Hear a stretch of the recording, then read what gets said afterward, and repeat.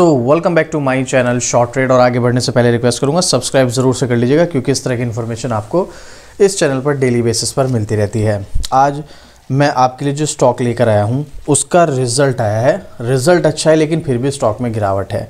अब हो सकता है मार्केट में पूरे करेक्शन है उसकी वजह से गिरावट हो, लेकिन आप देखेंगे आज की डेट में जितने भी स्टॉक्स हैं ज़्यादातर वो स्टॉक ना आपको अच्छे डिस्काउंट पर मिल रहे हैं। चाहे वो अच्छा स्टॉक हो, चाहे फंडामेंटली थोड़ा वीक हो या फाइनेंशियली वीक हो, या स्ट्रॉन्ग हो फाइनेंशियली या फंडामेंटली स्ट्रॉन्ग हो। मतलब आप देखोगे ज़्यादातर स्टॉक्स में ना आपको एक अच्छी गिरावट में स्टॉक देखने को मिल रहा है, मतलब अच्छे डिस्काउंट पर मिल रहे हैं। अब वहीं पर कुछ स्टॉक्स में अपॉर्चुनिटी बनती है, कुछ स्टॉक्स में दूर रहने में ही फ़ायदा होता है।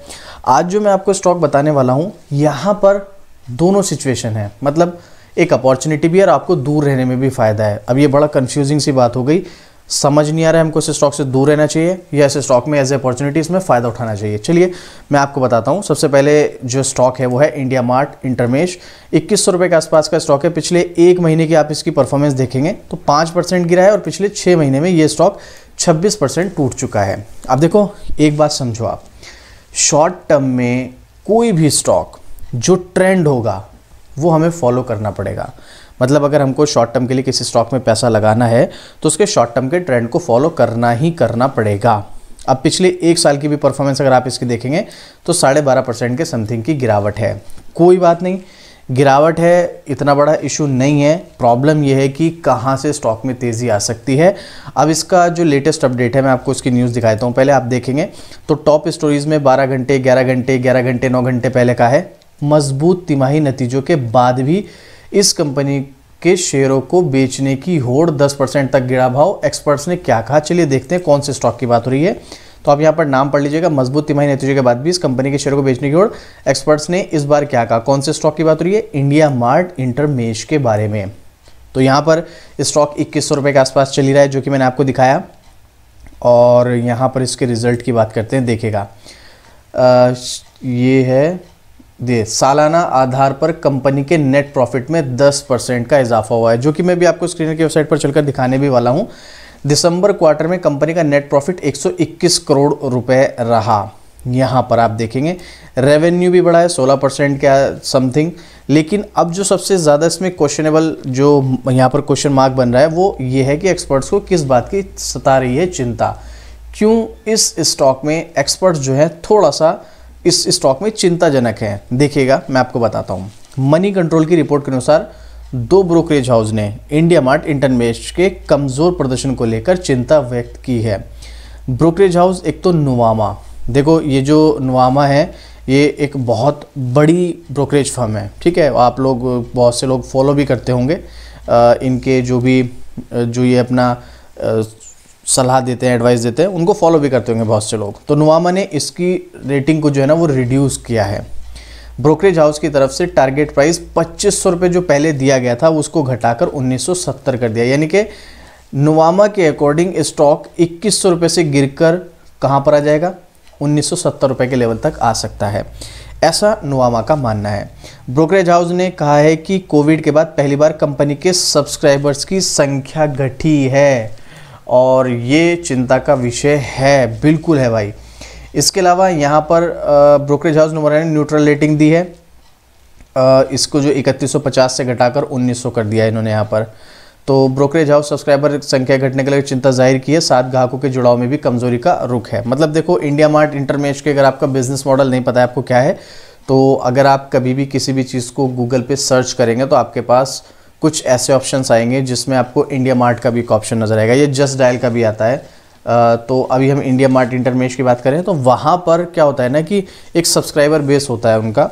जैसे मैंने भी कई बार कुछ चीज़ें सर्च की हैं तो इंडिया मार्ट प्लेटफॉर्म पे मैंने की हैं, तो वहाँ से एक मतलब कुछ भी चीज़ पर्टिकुलर कुछ भी चीज़ ले लीजिएगा आप, आपको कोई भी ब्रांड हो, क्लोथिंग ब्रांड हो, शूज़ हो, कोई इलेक्ट्रिकल सामान हो, कोई होम अप्लायंस हो, कुछ भी आप देखेंगे इंडिया मार्ट पे आपको हर चीज़ अवेलेबल होगी। वहाँ पे से लोग जो है ऑर्डर करते हैं, मंगाते हैं अपने प्रोडक्ट को। तो वहाँ पर इनका एक सब्सक्राइबर बेस है, तो वो सब्सक्राइबर बेस जो है ना वो अब घटता हुआ नज़र आ रहा है। और अगर सब्सक्राइबर बेस घटेगा तो सीधी सी बात है भाई, कंपनी के रेवेन्यू पर इम्पैक्ट पड़ेगा उस चीज़ से और कंपनी के नेट प्रॉफिट पर फ़र्क पड़ेगा।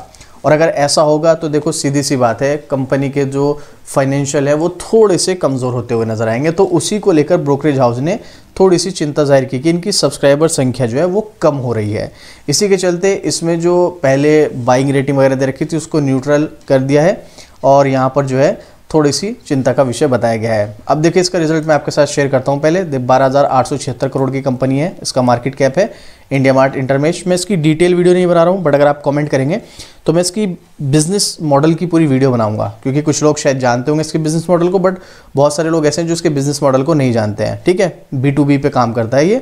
तो यहाँ पर आप देख सकते हैं दिसंबर 2024 में इस कंपनी का जो नेट प्रॉफिट है वो 121 करोड़ रुपए रहा, जो कि दिसंबर 2023 में ठीक एक साल पहले 82 करोड़ था। तो इनका यहाँ पर नेट प्रॉफिट तो बढ़ा है ईयर ऑन ईयर पर, 82 करोड़ से बढ़कर 121 करोड़ हो गया, जो कि अच्छा है। लेकिन क्वार्टर ऑन क्वार्टर पर थोड़ा सा हमें घटता हुआ नजर आया, 135 करोड़ से घटकर 121 करोड़ रह गया है। वैसे तो अगर मैं इसकी ओवरऑल आपको बात बताऊं तो देखो प्रॉफिट मेकिंग है और इसने अच्छा मेंटेन किया हुआ है अपने आप को। जहां पर ये 2017 तक एक लॉस मेकिंग कंपनी हुआ करती थी, 2015, 16, 17, 2018 के बाद से ये प्रॉफिट मेकिंग बनी और उसके बाद से कंटिन्यू इसने अपने प्रॉफिट को इंक्रीज किया और उसका अर्निंग पर शेयर भी 78 रुपये 30 पैसे तक ज़बरदस्त तरीके से पहुंच गया है। देखो ऐसा नहीं है, सेल्स ग्रोथ भी इसकी ठीक ठाक है, पिछले 5 साल की आप देखेंगे प्रॉफिट ग्रोथ भी ठीक ठाक है, बस 3 साल की थोड़ी सी गड़बड़ थी। स्टॉक प्राइस CAGR इसका बहुत ज़्यादा अच्छा नहीं है और रिटर्न ऑन इक्विटी भी इसकी काफ़ी अच्छी है। तो इसमें बहुत सारा जो डेटा है ना काफ़ी अच्छा देखने को मिल रहा है, बट अगर सब्सक्राइबर बेस घटेगा तो फिर तो चिंता का विषय बनता है, जो कि ब्रोकर्स ने यहाँ पर बताया भी है। वहीं बैलेंस शीट की अब बात करेंगे तो एक टाइम में इसके रिजर्व्स नेगेटिव हुआ करते थे, जो कि पॉजिटिव होने के साथ साथ अब अच्छे खासे बढ़ते हुए भी नजर आ रहे हैं और कंपनी ऑलमोस्ट डेट फ्री है भाई। सिर्फ 38 करोड़ का डेट है 12,800 करोड़ की कंपनी पर, जबकि इसके पास 1,800 करोड़ के रिजर्व्स और 550 करोड़ 550 करोड़ के फिक्स एसेट है। बैलेंस शीट इसकी बहुत कमाल की हमें देखने को मिल रही है। वहीं पर शेयर होल्डिंग पैटर्न चाहे तो आप वो भी देख सकते हैं, जिसमें 49% के समथिंग प्रमोटर्स का स्टेक और 21% का स्टेक FII और लगभग 14% का स्टेक जो है वो DII का है। ऑलमोस्ट अगर आप यहाँ पर देखेंगे तो लगभग 35% के आसपास यहाँ पर FII DII का स्टेक है खाली, और 49% प्रमोटर, बाकी के 15% के आसपास जो है वो पब्लिक के पास है। देखो फाइनेंशियल इस कंपनी के काफ़ी अच्छे हैं अभी तक और उम्मीद है आगे भी अच्छे ही रहेंगे, चांसेस हैं। लेकिन सब कुछ अच्छा होने के बाद भी स्टॉक की हालत क्या है ज़रा ये देखो। ये आपको लग रहा है यहाँ से गिरा है ये 3,3100 रुपये के लेवल से। अब ज़रा जूम आउट करता हूँ मैं, अब आप देखना इसका चार्ट, अब आपको पता चलेगा स्टॉक गिरा कहाँ से है। मैंने इसको जूम आउट किया, देखो कहाँ से आया है स्टॉक नीचे, लगभग 4,990, ऑलमोस्ट 5,000 से स्टॉक गिरकर आज की डेट में 2,100 रुपये पर मिल रहा है। और 2,100 रुपये पर मिलने के बाद भी अभी भी ब्रोकर्स इसकी जो रेटिंग है उसको न्यूट्रल दे रहे हैं, डाउनग्रेड कर रहे हैं। ऐसी सिचुएशन होने के बाद भी पहले से इतना प्रॉफिट बुकिंग में है ये स्टॉक और फिर भी इस स्टॉक में अभी भी चांसेस है स्टॉक नीचे की तरफ जा सकता है। ये है चिंता का विषय। ये जो कंपनी है ना, अगर आप इसमें जाना चाहते हैं, सिंपल सी बात, मैं इस कंपनी में सिर्फ और सिर्फ मेरा पर्सनल ओपिनियन जो है लॉन्ग टर्म के पर्पज से, शॉर्ट टर्म के पर्पज से बिल्कुल भी है ही नहीं।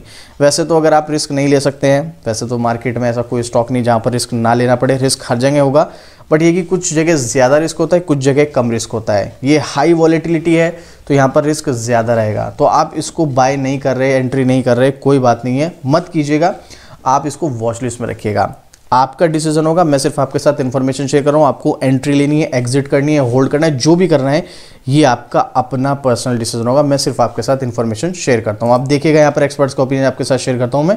नाम पढ़ सकते हैं इंडिया मार्ट इंटरमेश, थोड़ा सा नीचे स्क्रॉल करेंगे तो आप यहाँ पर आएंगे तो 20 एनालिस्ट में से 40 एनालिस्ट ने अभी भी 40% एनालिस्ट ने बाय रिकमेंड किया है अगले 1 साल के हिसाब से, 15% ने होल्ड और 10% ने सेल और 30% यहाँ पर अंडर परफॉर्मर बता रहे हैं। ज़्यादातर एनालिस्ट अब जो है थोड़ा सा अंडर परफॉर्मर की तरफ जाते हुए हमें नज़र आ रहे हैं, क्योंकि अगला 1 साल इस स्टॉक के लिए अभी ख़राब रह सकता है, ऐसा जो है कुछ लोगों का मानना है। वहीं पर इंडिया मार्ट के लिए अगर आप देखेंगे मोतीलाल ओसवाल ने 2,600 रुपये का टारगेट भी दिया है, यही दोनों चीज़ें हैं। 26 रुपये का टारगेट कैसे मिलेगा ये भी मैं आपको टेक्निकल चार्ट पर दिखाऊंगा।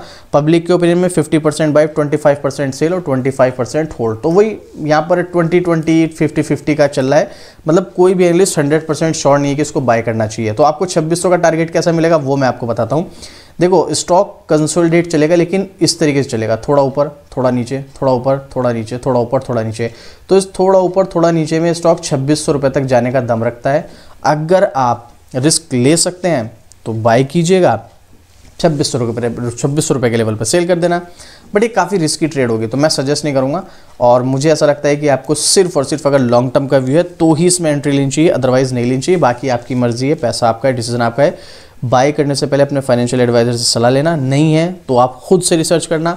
फिर भी आपको कुछ समझ नहीं आता है, कोई भी डाउट होता है, कुछ भी क्वेश्चन है, कमेंट करना, मैं आपकी पूरी हेल्प करने की कोशिश करूंगा कमेंट में।